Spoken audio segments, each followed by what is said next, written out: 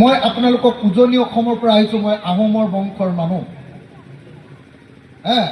17 বাৰ মোগলক খেদা মই আহোমৰ বংশৰ মানুহ।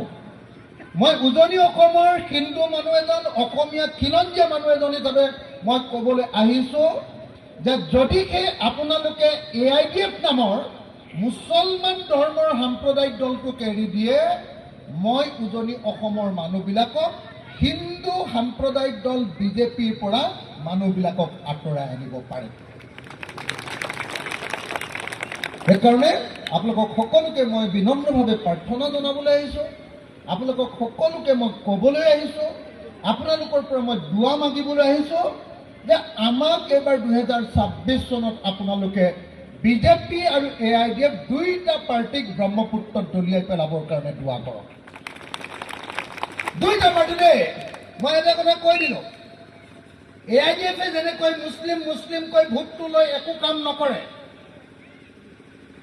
নকৰে, খালি আমাৰ ধৰ্মৰ মানুহ,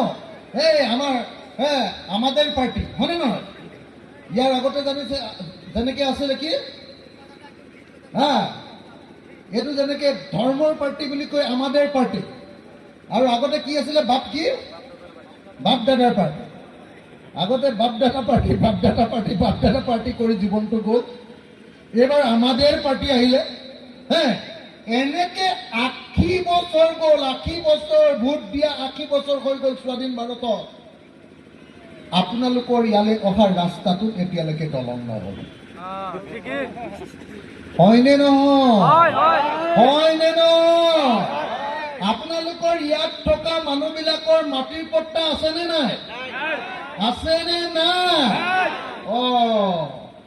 80 বছৰ ভোট দিলে, তাৰে 65 বছৰ কংগ্ৰেছৰ, হয়নে নহয়?